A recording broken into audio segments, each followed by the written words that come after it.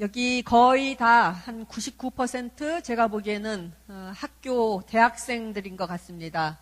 선생님들이 학생들을 가르칠 때 아니면은 부모님들이 자녀들을 교육시킬 때 동기부여의 법칙으로 그러니까 이렇게 시키고 싶은 일이 있는데 그것을 하게 하는 그 법칙으로 사탕과 회초리의 법칙이라는 것이 있습니다. 이 사탕과 회초리의 법칙은 뭐냐 하면은 사탕을 주면은 주고 이거 해라 하면은 사탕은 다 맛있으니까 좋아하니까 사탕 받으려고 사탕 하나 그 입에 물려고 막 따라 합니다. 아니면은 회초리를 들면은 다 피하죠. 그래서 회초리를 막 보여주면은 부모님이 나 저거 하면 회초리를 맞겠구나. 아주 무서워서 회초리를 피하기 때문에 그걸 안 합니다. 이 사탕과 회초리의 법칙처럼 우리들은 저도 그렇고 여러분도 그렇고 모든 사람들이 될 수 있으면은 고통이 따라오는 일 아니면은 이것을 하면은 고통이 이제 생기겠지. 이 고통이 수반되는 일들을 가능하면 피하려고 합니다. 될 수 있으면 고통을 겪지 않으려고 합니다.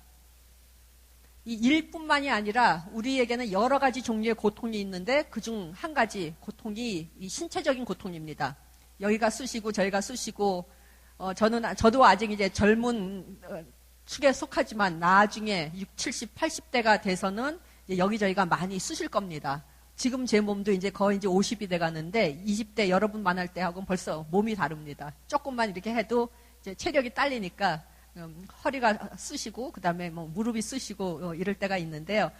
이제 몸에 통증이 올 때 여러 가지 종류의 통증이 있죠. 두통 뭐 아니면은 뭐 복통 뭐 여러 가지 통증이 있는데 이 통증을 없애기 위해서 어떻게 하나요? 통증을 그냥 이를 악물고 참는 게 아니라 통증을 없애주기 위한 약을 먹습니다. 진통제가 있어요. 그래서 약을 먹거나 아니면은 또 다른 이제 종류의 통증이 옵니다.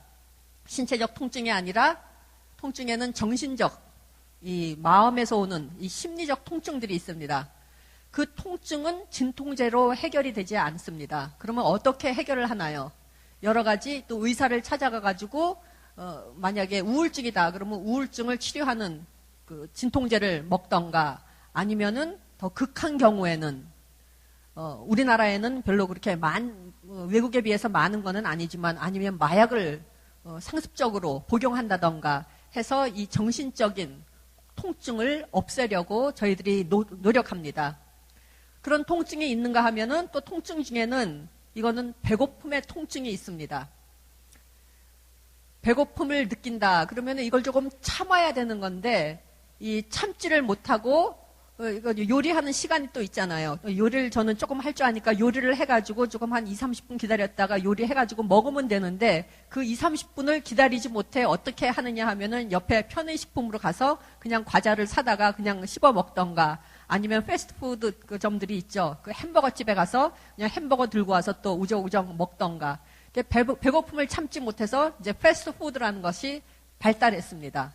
이 모든 문화들이 옛날에는 없던 것인데 이 현대 사회가 되면 될수록 사람들이 통증을 싫어하기 때문에 통증을 어떻게 하면 제거해 줄 수 있을까 하는 여러 가지 약들과 방법들과 장치들이 시간이 가면 갈수록 많이 발달되고 있는 것 같습니다.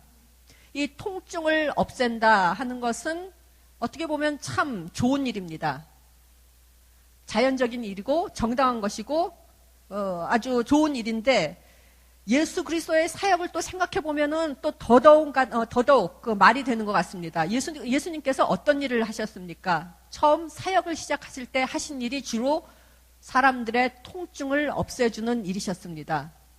아픈 사람이 생기면 거기 가서 그 병을 고쳐주고 귀신 들린 사람이 있어서 거기서 고통을 받으면은 또 그 통증을 없애주고 이렇게 많은 통증을 없애주는 일들을 예수님 자신도 하셨습니다. 이러한 여러 가지 이적 기사를 통해서 예수님께서 많은 통증들을 없애주신 그 절정에서 하신 말씀이 바로 오늘 마태복음 16장의 말씀입니다. 여러분들이 성경책을 펴서 읽어보시면 알겠지만은 예수님께서 태어나셔서 광야에서 시험을 받으신 후 공생애를 시작하시자마자 이제 여러 가지 힐링을 하신다던가 아니면 여러 가지 다른 귀신을 내쫓으신다던가 하는 일로 해서 통증을 제거해 주셨습니다.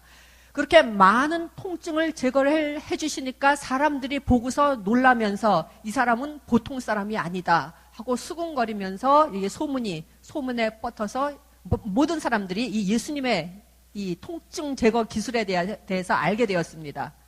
급기야는 어떻게 되었냐 하면은 그의 제자 중에 한 명인 베드로가 마태복음에 보면은 16장에 예수님께 이런 고백을 합니다. 주는 그리스도시요 살아계신 하나님의 아들입니다. 이런 말을 듣는다는 것은 우리가 만약 이런 말을 들었다. 그럼 그것은 우리의 인생의 최고의 날이 될 것입니다. 이 말을 언제 했느냐 하면은 바로 오늘 본문의 앞에 구절에서 베드로가 했습니다. 이 말은 무슨 말이냐 하면은 오늘의 본문은 예수님께서 그의 인생의 절정에 도달하셨을 때 하신 말씀입니다. 그 하신 말씀은 굉장히 이상하게도 내가 이제는 이렇게 너희들이 봤지 이렇게 많은 통증들을 내가 다 없애주었다. 그러니까 이제 모든 통증을 세상의 모든 통증을 단칼에 다 없애주는 그러한 아주 처방을 내가 내려주겠다 하는 그러한 말씀을 하신 것이 아니라 오늘의 말씀은 무엇이냐 하면은 24절의 말씀처럼 누구든지 나를 따라오려거든 자기를 부인하고 자기 십자가를 지고 나를 따를 것이니라 라는 말씀을 하셨습니다. 십자가라는 말씀, 이 말은 고통의 대명사입니다. 인생의 절정에서 예수님께서 하신 말씀은 통증을 다 없애주겠다 하시는 말씀이 아니라 십자가에 대한 말씀을 하셨습니다. 나를 따라오려거든 자기를 부인하고 자기 십자가를 지고 나를 따를 것이니라. 예수님의 이 말씀을 잘 보십시오. 이 문장을. 이거는 국어 국문학 시간이 아니지만은 예수님께서 어떻게 이렇게 말씀을 하셨을까 하고 생각해 보신 분들이 계실지 모르겠습니다. 인생의 절정에서 이 산꼭대기와 같은 인생의 절정에서 이 말씀을 하셨는데 이 말씀의 구조 자체가 하나의 산과 같습니다. 무슨 말이냐 하면은 이 말의 앞에 부분과 뒤에 부분이 똑같아요. 무엇인가요? 나를 따라오려거든 나를 따를 것이니라. 나를 따르는 것, 예수님을 따르는 것이 이 두 개의 축이 돼서 그 가운데 클라이맥스로 뭐가 들어가 있냐 하면은 자기를 부인하고 자기 십자가를 지라 하는 말씀이 여기에 나옵니다. 한마디로 최고봉에 올랐을 때, 인생의 최고봉에 올랐을 때 예수님께서 하신 말씀이 바로 자기 부인과 자기 십자가에 대한 말씀입니다. 이 말은 요새의 기독교에서 많이 하는 말과는 상당히 상반되는 말입니다. 요새 기독교 서점에 가서 기독교에 대한 책이나 아니면 여러 신앙서적을 읽거나 아니면은 유명한 목사님들의 그 설교들을 듣게 되면은 무슨 말씀들을 많이 하시나요? 복에 대한 말씀을 많이 하십니다. 제가 좋아하는 신앙서적 중에 하나가 긍정의 힘입니다. Your Best Life 나온가요? 뭐 이렇게 하는 조엘 오스틴이 쓴 책이 있죠.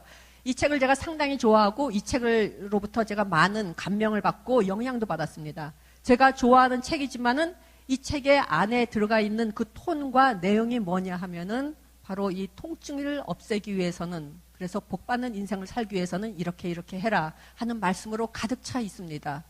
또 많은 목사님들의 메시지가 이와 맥을 같이 하고 있습니다.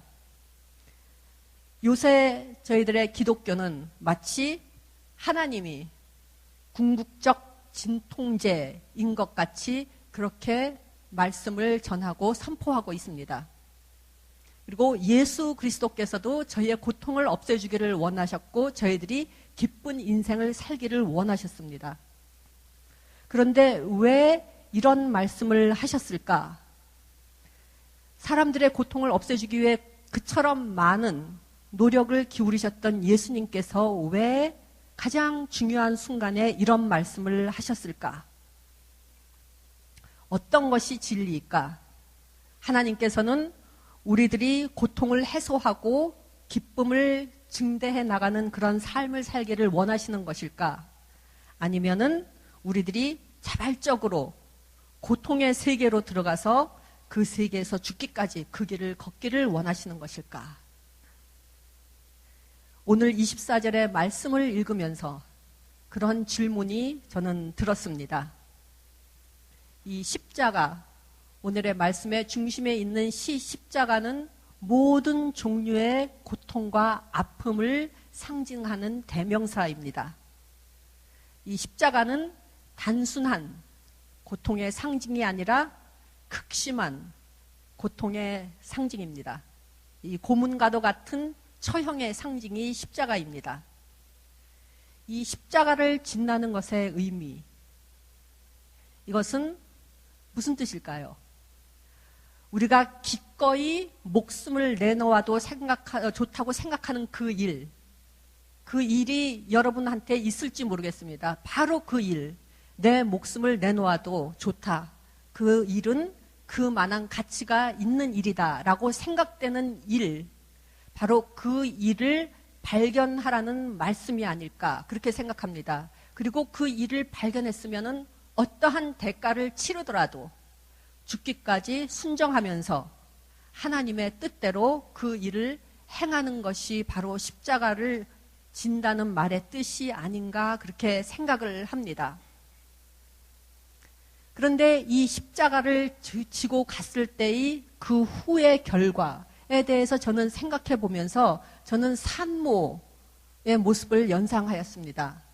왜 산모의 모습을 연상하였냐 하면은 이 십자가는 아기를 낳을 때 산모가 어떤 과정을 겪습니까?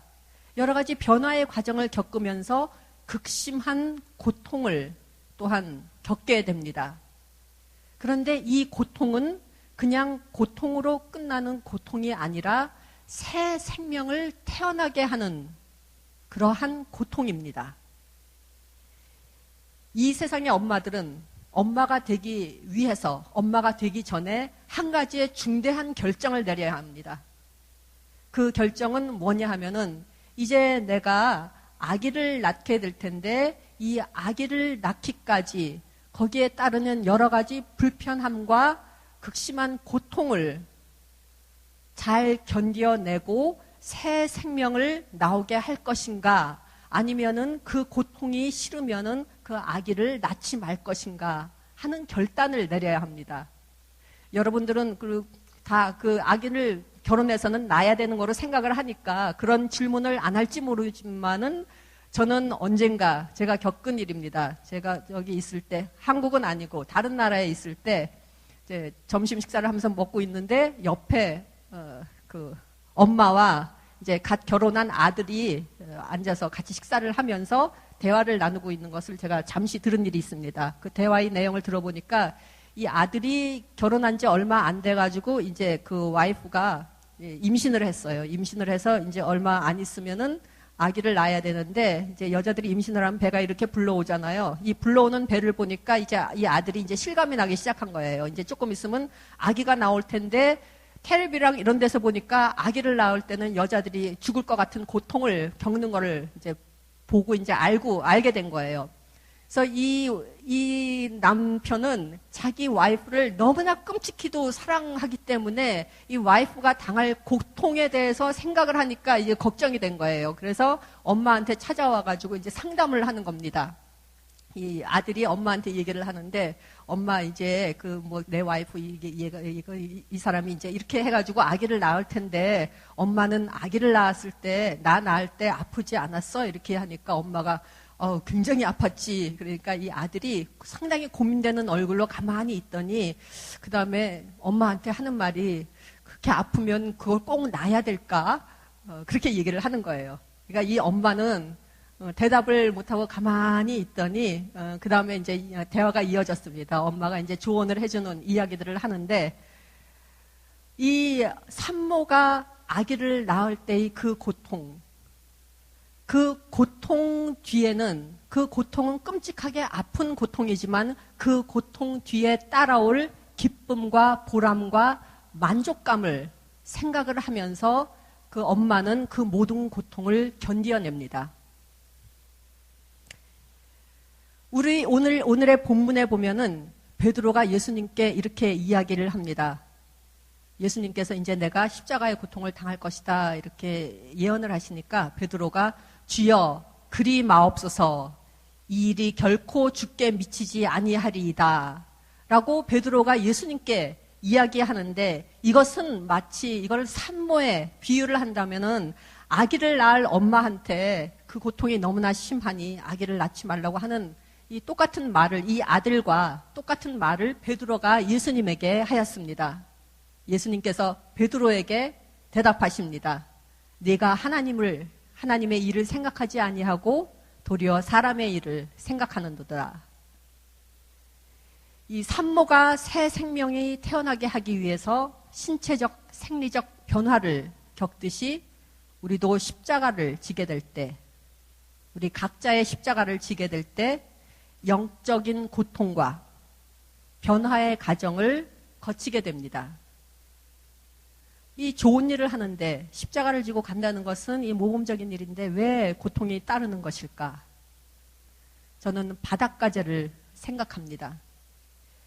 바닷가재는 성장하기 위해서 상당히 많은 고통을 겪어야 합니다. 바닷가재는 뭐에 둘러싸여 있나요? 단단한 껍질에 둘러싸여 있습니다.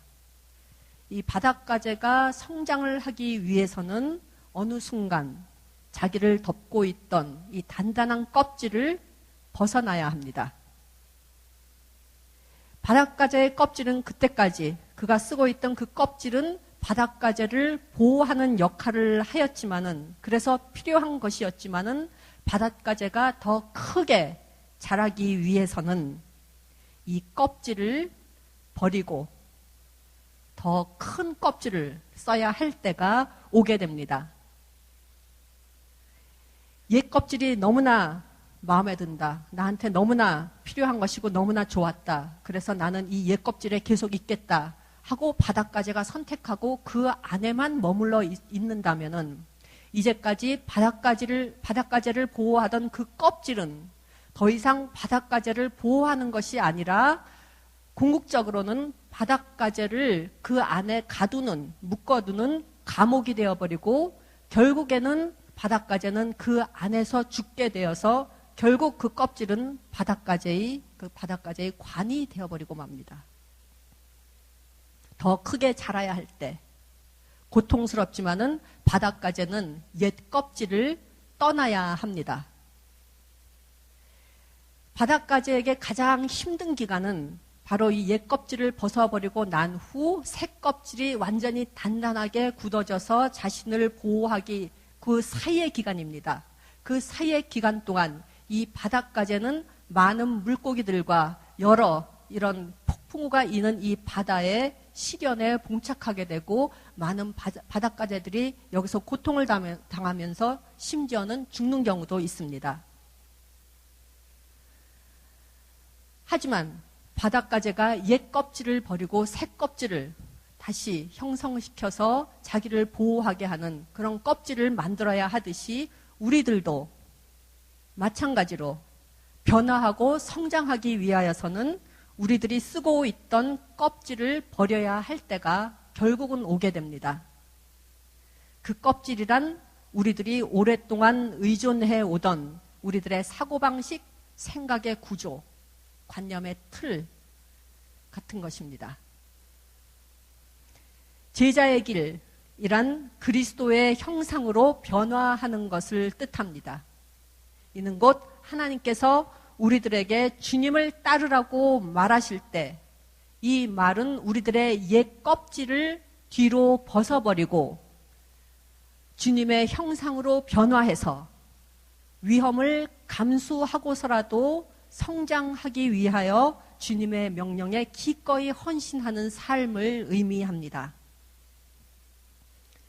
십자가를 지고 그리스도를 따르는 우리들, 십자가를 지고 있기 때문에 많은 고통이 따라올 것입니다. 하지만 우리들은 고통 자체를 위하여, 고통을 받기 위하여 그게 목적이 되기 때문에 우리들이 고통을 당하는 것이 아니라 우리들은 새 생명에 이르기 위하여 그에 따르는 십자가의 고통을 기꺼이 지는 것입니다. 우리들의 삶의 요점과 목적은 고통과 아픔을 피하는 것이 아니라, 아픔 자체를 위하여 아픔을 감내하는 것이 아니라, 우리들의 삶의 목적은 그리스도를 따르는 것이고 하나님의 뜻을 행하는 것인데, 그것은 우리의 안에 있는 그리스도의 마음, 그리스도를 이 세상으로 태어나도록 생명을 불어넣기 위해 어떤 종류의 고통도 감내하는 것입니다. 하나님께서 우리 안에 심어주신 그리스도의 마음, 지금은 그 마음이 어디 있는지 모를 분도 계실 겁니다. 저 안에 어딘가에 있는데 너무도 껍질이 단단하여서 그것을 보지 못하고 있는 분들도 계실 것입니다. 그것을 찾아내어서 그것이 나를 통하여 이 세상 밖으로 나아오도록, 그래서 새 생명으로 태어나도록 만드는 것이 바로 그리스도를 따르는 우리들의 삶이 되어야 하는 것입니다. 잠시 묵상함으로써 오늘의 메시지를 마치려고 합니다. 여러분이 지금 이 자리에 앉아 계신데 옆에 아무도 없다고 생각하시기 바랍니다. 눈을 감고 조용히 혼자 이 장소에 앉아 계시다고 생각하시기 바랍니다. 여러분의 앞에는 예수님이 지금 서 계십니다. 이 예수님 앞에서 나는 무릎을 꿇고 앉아 있습니다. 이제 여러분의 손바닥을 위로 해서 두 손을 모으고 앞으로 내밀기 바랍니다. 그리고 예수님 앞으로 내민 그 두 손 위에 여러분이 벗은 껍질이 있다고 생각하시기 바랍니다. 그 껍질은 여러분으로 하여금 진정한 삶을 살지 못하도록 만들었던 것들입니다. 시기, 원망, 분노, 두려움, 교만, 외로움, 절망, 근심, 걱정, 다른 사람들의 시선, 다른 사람들로부터의 칭찬, 이 모든 껍질을 여러분의 손 위에 올려놓기 바랍니다.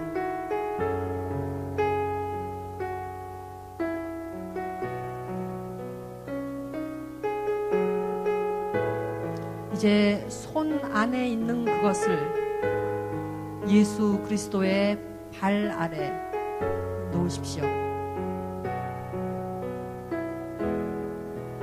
예수 그리스도의 앞에 놓고 손을 거두면서 손을 털어내시기 바랍니다. 그것을 후에 또다시 취하지 않겠다는 결심의 표현으로 손을 털어내시기 바랍니다. 그것을 영원히 예수 그리스도의 발 아래 놓아두시기 바랍니다. 그 껍질은 이제 더 이상 여러분의 것이 아닙니다. 이제는 예수 그리스도께서 그것을 취하여 처리하실 것입니다. 이제는 빈 손과 팔을 벌려서 나의 껍질을 대신 취해 주신 그리스도를 껴안아 주시기 바랍니다.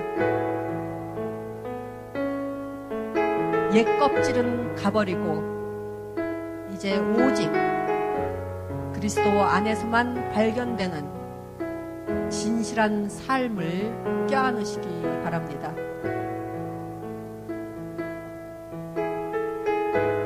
그리고 그리스도를 떠나서는 진실한 삶이 없다는 것을 주님께 고백하시기 바랍니다.